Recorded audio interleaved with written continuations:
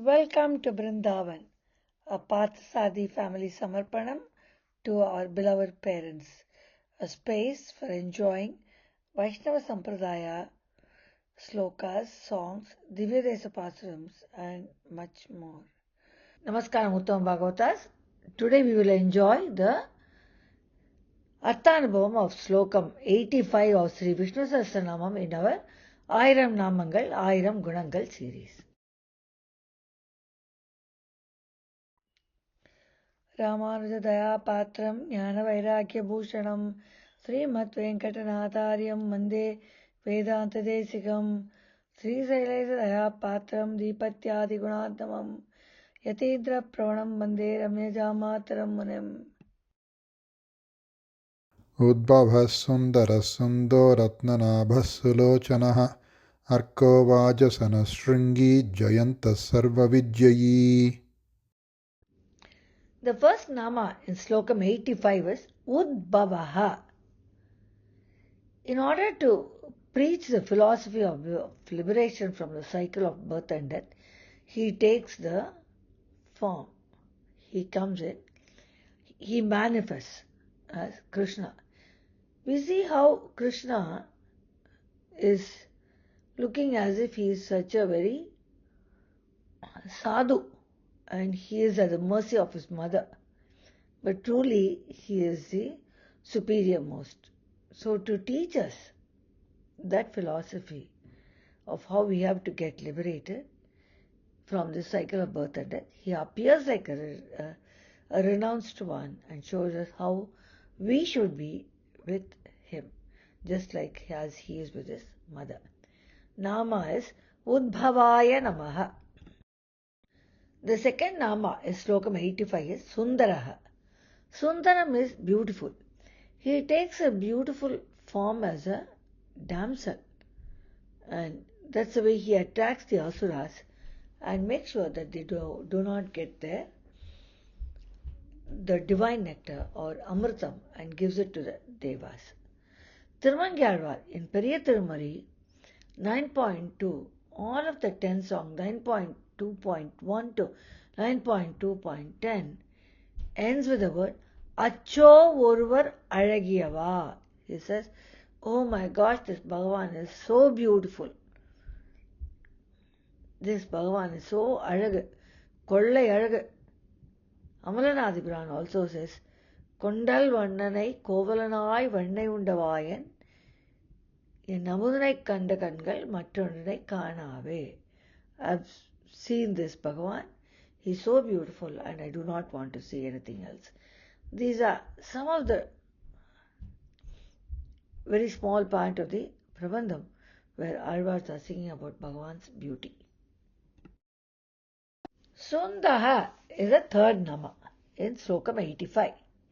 He melted the hearts of the Asuras with his beauty during the Mohini Avataram. He came in such a beautiful damsel. That is why even today in the temples, when there is the Mohini Avataram of Perumal, it's so captivating, so beautiful. He creates love and affection towards him within the people with his beauty.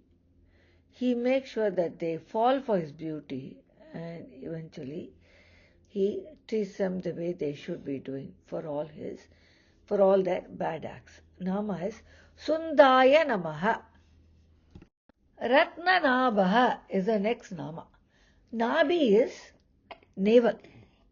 He massages beautiful navel and belly to show off his wisdom as done by some of the scholars. So this basically depicts that his navel and his belly is so beautiful. In Narayaniyam, it is described about his Heshadipadam. His beauty of every part of his body is described. Similarly, in Amalnadipuran also, Tirupanarva describes Bhagavan's beauty of his belly. Nama is Ratnanabhaya Namaha. Sulochanaha is the next Nama. Lochana is the eye. Sulochana is beautiful eyes. He has beautiful, very captivating eyes. Other description of his eyes are Aravindalochan, Padmalochan, Pundarikakshan is all describing his eyes, his beautiful, captivating eyes. Nama is Sulochanaya Namaha. Argaha is the next Nama. Even the Asuras, who are bad people, they still praise him. Because he is such a great Atma, he is a Mahatma. And he is the most virtuous one. So he is praised by the Asuras as well. Nama is Argaya Namaha. Vajasani is the next Nama. Atheism creates a taste in food and creates more a thing what is needed for this earthly living. So that is in some other religions, taking curd rice every morning is said to be good and it creates a taste for that. So is Vajasanaye Namaha. Shringi is the next Nama. He has a bunch of peacock feathers in his hand that look like a horn to symbolize non-violence and ahimsa in the Buddha avatar. In Vishnu Puranam it is said he is one who holds peacock feathers in his hands. Nama is Shringane Namaha. Jayantaha is the next Nama. In the Buddha avataram, he argued wisdom is Atma and the universe is an illusion and won over the believers, though this was truly false, which shows he can argue on anything and make sure that he wins. He is always a winner. Swami Vedanta in his Kamasya Kashtakam talks about how Bhagavan argues in the Buddha avatar with the non-believers. Nama is Jayantaya Namaha. Sarva Vijjayi is the last Nama in Sloka 85. He wins over everyone, including the wise and knowledgeable Asuras as the Hiranyakshan. Hiranyakashipu and Hiranyakshan were very knowledgeable. They were very learned. They learnt the Vedas. Similarly, Ravana also was a very learned person. But later they misused their knowledge to harm the virtuous people who were Bhagavan's devotees. So he got angry and he came and killed them over. So that is, and he can win over anybody. Sarva Vijay, Sarvam is everything. Vijjayi means to win over. He wins over everything and everybody. So he is a Sarva Vijjayi. Nama is Sarva Vijjayine Namaha. To summarize Slokam 85, in order to preach the philosophy of liberation from the cycle of birth and death, he appears as if he is a renounced one.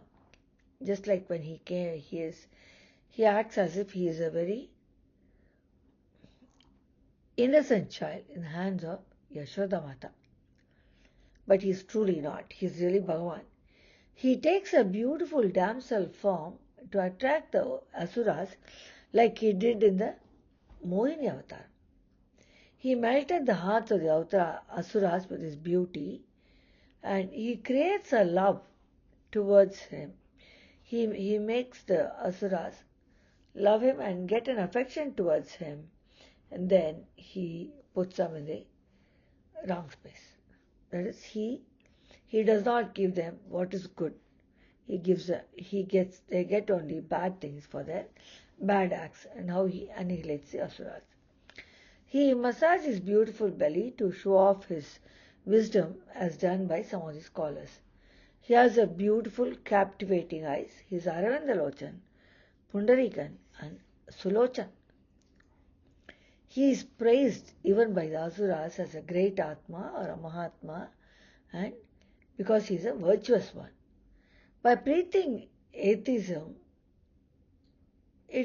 a taste for food was created, and there was more importance given to food than the true enjoyment of life.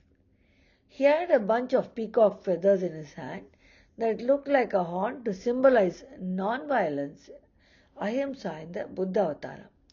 He argued wisdom is Atma and universe is an illusion and won over the non-believers. Though this was false, he overcomes everyone, even the knowledgeable asuras like Hiranyakshan, who are very knowledgeable about Vedic procedures but later misuse their knowledge to harm the virtuous devotees of Sriman Narayana, Bhagavan. So he, not being able to tolerate his bhaktas being tortured, he comes and annihilates them. This brings us to the end of Sloka 85. See you all in 86. Dhanyosmi for joining today.